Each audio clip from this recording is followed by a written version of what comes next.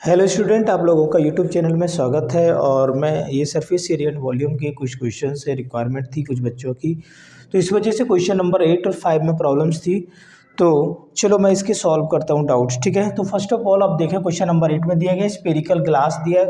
एक spherical glass vessel has a cylindrical shape then sphere, ठीक है। इसमें आपको दो शेप दिखाई दे रहे हैं। एक वेसल्स है जो दो शेप्स में बना हुआ है, एक स्पेयर का दिख रहा है आपको, एक सिलेंड्रिकल शेप में दिख रहा है। तो इसमें ये पूछा गया है कि इसमें एक बच्चे ने जो इसका वॉल्यूम निकाला 345 सेंटीमीटर क्यों आया था। तो आप चेक करके बताना है कि इसका जो वॉल्यूम है क्या 345 सेंटीमीटर क्यों ही निकल के आ रहा है। अगर ये 345 सेंटीमीटर क्यों निकल के आ रहा तो इसका मतलब है कि ये बच्चा सही है, ठीक है। अगर आपका 345 नहीं निकल के आता तो इसका मतलब ये रॉन्ग हो जाएगा, ठीक है। तो फर्स्ट ऑफ ऑल सबसे पहले हमने देखा कि डायमीटर ऑफ स्फेरिकल पार्ट का दिया हुआ था, कितना दिया था 8.5 सेंटीमीटर दिया। सबको पता है कि डायमीटर क्या होता है हमारा, डी होता है। 8.5 सेंटीमीटर है तो रेडियस निकालोगे डायमीटर का हाफ कर देते हैं, तो 4.25 सेंटीमीटर हो जाएगा। डायमीटर ऑफ सिलेंडर का देखेंगे 2 सेंटीमीटर गिवन है, और इसका रेडियस निकालेंगे सिलेंड्रिकल पार्ट का तो कितना हो जाएगा, 2 से 2 कट जाएगा, तो R2 इक्वल टू कितना 1 सेंटीमीटर आ जाएगा। अब यहाँ से हमें वेसल्स का वॉल्यूम निकालना है, तो आप देखेंगे कि वॉल्यूम ऑफ वेसल, ठीक है, इक्वल टू, तो आप वॉल्यूम ऑफ स्पेरिकल पार्ट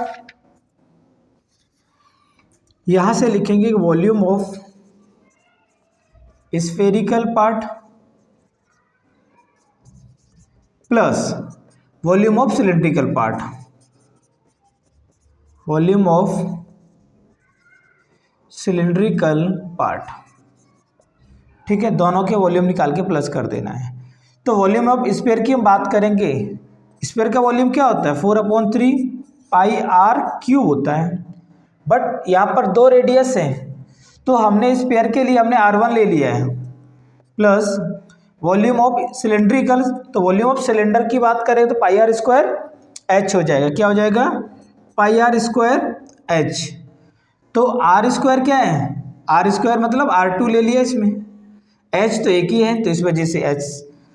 अब यहाँ से देखो पाई हमें कॉमन दिख रहा है और 1/3 पाई अकेला कॉमन दिख रहा है इसमें बस, तो हम यहाँ से पाई बाहर निकाल लेंगे, ठीक है। अंदर लिख देंगे 4/3 इंटू R1 की पावर क्यूब प्लस R2 की स्क्वायर इंटू एच। तो यहाँ से आप देखेंगे पाई की वैल्यू 3.14 होती है, ठीक है। 3.14 इंटू 4/3, R1 का क्यूब है, R1 की आप रेडियस देखोगे तो क्या 4.25 है, इसकी पावर क्यू हो जाएगी, प्लस R2 का power R2 pi are square, वो पाई आर स्क्वायर, पाई तो बाहर निकाल दी, R2 कितना है 1 है तो 1 स्क्वायर कर दो। H कितना हाइट इसकी, सिलेंड्रिकल की हाइट कितनी है 8 सेंटीमीटर, हाइट ऑफ सिलेंडर और लिख दो, height of cylindrical part H equal to 8 centimetre, ठीक है। यहाँ इस तरह से 8 सेंटीमीटर लिख दोगे तो 8 सेंटीमीटर आ गया। तो कहने का तो सेंटीमीटर हम बाद में लगा देंगे, कोई बात नहीं है, ठीक है। अब यहाँ से इसको सॉल्व कर लो, 3.14 इंटू ये 4/3 है इंटू 4.25 मतलब 4.25 को आप ऐसे लिखेंगे 4.25 प्लस 1 का स्क्वायर 1 होता तो 80 आ जाएगा, यहाँ पर कितना आ जाएगा 8 आ जाएगा, सेंटीमीटर क्यूब हो जाएगा। अब इनको हम मल्टीप्लाई करेंगे 3.14 इंटू इन तीनों को मल्टीप्लाई करेंगे, 4.25 को 4.25 से मल्टीप्लाई करेंगे, ठीक है। तो 4/3 आप करके देख सकते हो, 4.25 इंटू 4.25 जो निकल के आएगा 4×4 = 16 और बाकी अप्रॉक्स में आएगा। तो कुल मिला के इन तीनों को मल्टीप्लाई करोगे तो 76 पॉइंट निकल के आ जाएगा हमारा 77, कितना आ जाएगा 77 प्लस 8 ये।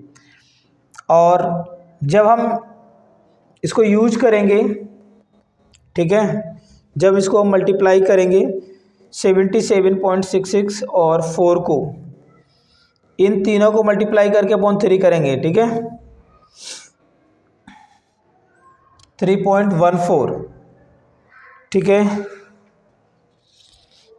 क्योंकि हमने जैसे बाहर निकाला था तो 3.14 इंटू इसको मल्टीप्लाई करेंगे तो 4 अपॉन क्या है 3, है ना, और साथ में ये भी चल रहा है आपका 76.77 प्लस 3.14 इंटू 8 से मल्टीप्लाई होगा। अलग अलग पार्ट ही कर लेते हैं ना इनको, जब मल्टीप्लाई करोगे इसको इसके साथ, ठीक है, 76.77 इसको मल्टीप्लाई करोगे 3.14 से, ठीक है, 3.14 से मल्टीप्लाई करोगे तो ये मल्टीपल हमारा निकल के आ जाएगा 12.56। आप करके देख लेना, ठीक है, 3.14 ये इसका नहीं आएगा, ये 3.14, एक मिनट, 4 से करेंगे हम इसको, पहले 3.14 को 4 से मल्टीप्लाई करोगे तो हमारा निकल के आ जाएगा 4 3 जा 12, हाँ 4 4 जा 16, 4 1 जा 4 1 5, 4 3 जा 12, 12.56 आ गया। 12.56 थोड़ा यहाँ मुझे रब करना पड़ेगा, आप देख लो। 12.5 इन दोनों को मल्टीप्लाई किया तो 12.56 इंटू 76.77 अपॉन में 3 है ये, प्लस इन दोनों को इसको मल्टीप्लाई करेंगे तो आप कितना निकल के आ जाएगा यहाँ से, ठीक है, तो इन दोनों का मल्टीपल ये कितना आ जाएगा 3.14 को 8 4 जा 32 और 8 1 जा 8 11 हो जाएगा यहाँ, 8 3 जा 24 24 पे 25 हो जाएगा, 25.12 हो गया, ठीक है। इन दोनों को मल्टीप्लाई करके 3 से हमें डिवाइड करना पड़ेगा, ठीक है, क्या करना पड़ेगा, मल्टीप्लाई करके 3 से डिवाइड करना, तो ये काम तो करना पड़ेगा ना, प्लस माइनस है उनको कहाँ लेके जाओगे, वो तो करना ही पड़ेगा।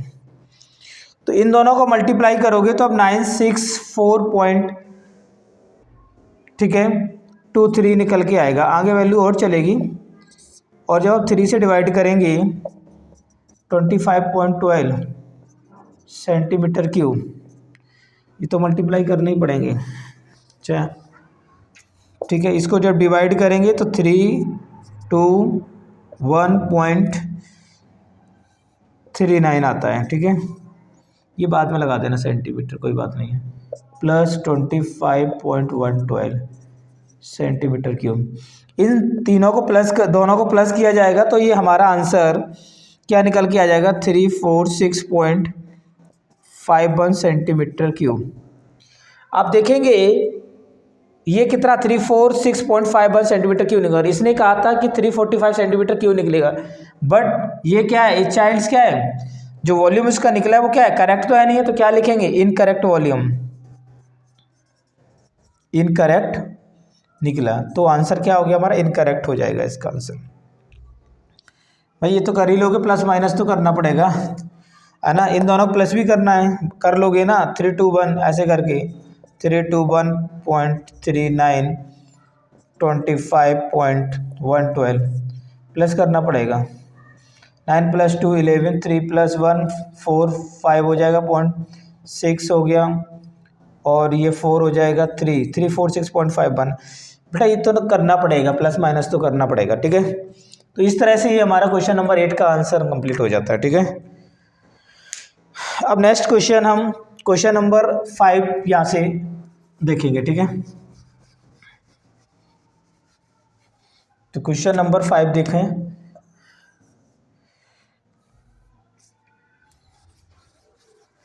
क्वेश्चन नंबर 5 में क्या क्या दिया गया उसको देखो। एक वेसल इसी में भी है, is in the form of an inverted cone, उल्टा किया गया, इन्वर्टेड का मतलब होता है कॉन को एक उल्टा किया गया है, इन्वर्टेड कौन है, क्वेश्चन नंबर है आपका 5। इन्वर्टेड कौन है, ऐसा बन रहा है, ठीक है, ऐसा कौन है ये, और थोड़ा सा मेरी टेढ़ी हो गई है, कोई बात नहीं, ओहो, इन्वर्टेड कौन, ठीक है, इन्वर्टेड कौन है और इट्स हाइट इज 8 सेंटीमीटर। जो कौन की हाइट दी गई है वो कितनी है, 8 सेंटीमीटर दे रखी है, एच है ये, और the radius of its top which is open 5 centimetre. ये जो रेडियस है इसकी, ये यहाँ से लेके यहाँ तक आर इजक्वल टू 5 सेंटीमीटर। तो आप बोल सकते हो रेडियस ऑफ कॉनिकल पार्ट, ऐसे लिखोगे, radius of conical part R1 मान लो, कितनी है 5 सेंटीमीटर, और इसकी हाइट क्या हो जाएगी, हाइट ऑफ कौन क्या हो जाएगी, एच इक्वल टू क्या हो जाएगा 8 सेंटीमीटर, ठीक है। इसके अंदर ये विच इज ओपन, जो कि खुला हुआ है ऊपर से, it is filled with water up to the brim, यहाँ तक पूरा भरा हुआ है पानी से, ठीक है, with the water up to brim, when lead shots each of which is I sphere. आपने कंचे देखे, कंचे जो इसमें डाले गए हैं, कितने डाले गए हैं, लीड शॉट्स उन्हीं को बोलते हैं, each of which is sphere of इस रेडियस 0.5 सेंटीमीटर। जो लीड शॉट डाले गए हैं R2 मान लो 0.5 सेंटीमीटर है, ठीक है। Radius of lead shot, radius of lead shot, lead shot R2 मान लिया मैंने 0.5 centimetre, R2 0.5 centimetre, dropped into the vessel 1/4 of water is flow. जब आप ग्लास के अंदर कुछ डालेंगे, कंचे भरेंगे, तो पानी उसके बाहर निकलेगा ना, तो उसका पानी जो है ना 1/4 वाटर फ्लो आउट, मतलब बाहर निकल गया, ठीक है। तो find the number of leads shot dropped in the vessel. तो आपको बताना है कि कितने कंचे उसके अंदर डाले गए थे कॉनिकल वेसल के अंदर, ठीक है। तो आपको इस चीज को ध्यान रखना है, ठीक है।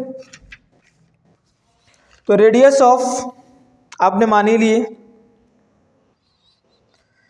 हम लेट कर लेंगे, let number of lead shot dropped in the vessels, ठीक है। मान लिया मैंने n करे थे, ठीक है, मैंने n मान लिया, ठीक है। अब volume of water, volume of water flow out, volume of water flow out is equal to n number of, जो वॉल्यूम किसका था कॉनिकल, सॉरी क्या नाम का, वॉल्यूम ऑफ जो लीड सॉल्ट है, volume of lead salt, volume of lead salt. तो volume of water flow out का मतलब है ये कॉनिकल पार्ट है, कैसा दिया गया, कॉनिकल पार्ट है, तो volume of flow conical part 1/4 conical में कितना वाटर आउट हुआ है, 1/4 वाटर आउट हुआ है। तो आपको पता है ना कौन का वॉल्यूम क्या होता है, 1/3 पाई आर स्क्वायर एच ये होता है। बट यहाँ पर हमने कॉनिकल के लिए रेडियस R1 मानी है, कॉनिकल के लिए रेडियस R1 मानी है, ठीक है। और नेक्स्ट वॉल्यूम ऑफ स्फीयर की बात करें तो वॉल्यूम ऑफ स्फीयर सबको पता है 4/3 पाई आर क्यू, ये मैंने R2 मान ली, बस वैल्यू पुट करना है 1/4 इंटू 1/3 पाई R1 का स्क्वायर इंटू h की वैल्यू क्या है 8 सेंटीमीटर है equal to n 4/3 pi into R2 मतलब कितना है 0.5 का क्यूब, ये सेंटीमीटर क्यूब हो जाएगा। अब आप काट दोगे 1/3 कट जाएगा, ये मतलब 4 है ना, इसको हम ऐसे लिख सकते हैं क्या 4 इंटू 1/3, तो 1/3 से 1/3 कट जाएगा और पाई से पाई कट जाएगा, ठीक है। और 4 1 जा 4, 4 2 जा 8 हो जाएगा, तो R1 का स्क्वायर इंटू 4 2 जा 4 1 जा 4 2 जा 8 हो गया ना 2, ठीक है, इक्वल टू 1/4 था ना। और यहां से देखोगे ये क्या बच रहा है n इंटू 4 0.5 को 3 बार लिखोगे तो R1 कितना है, R1 रेडियस कितनी है आपकी 5, तो 5 का स्क्वायर,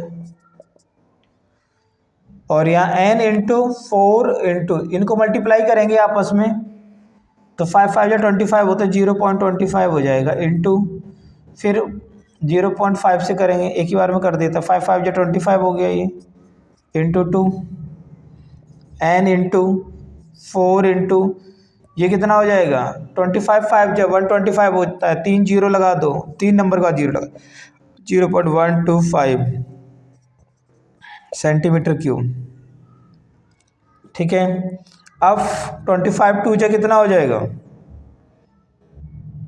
अब ऐसे ही कर दो 25 इंटू 2, ये सब नीचे लेके आओ इनको 4 इंटू 0.125, ठीक है, ये सब नीचे आ जाएंगे, n सेपरेट हो जाएगा।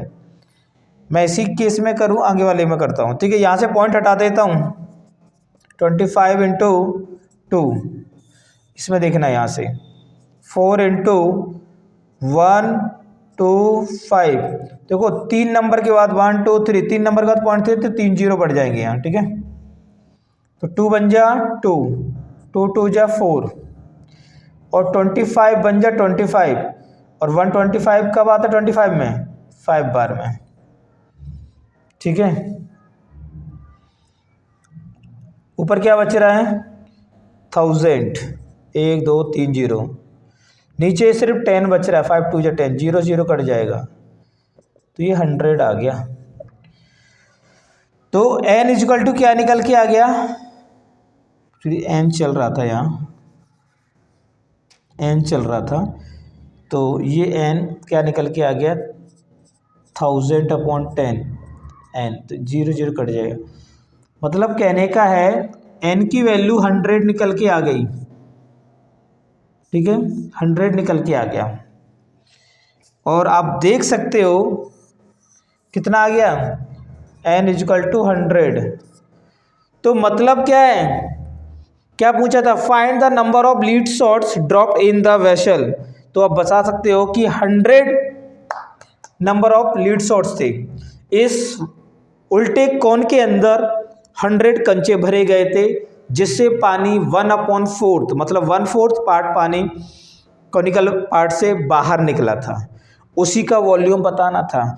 तो वॉल्यूम निकाला गया, दोनों को रखे, वॉल्यूम नहीं बताना था, मतलब उसमें ये बताना था कि नंबर ऑफ कंचे लीड शॉट कितने डाले गए थे, ठीक है।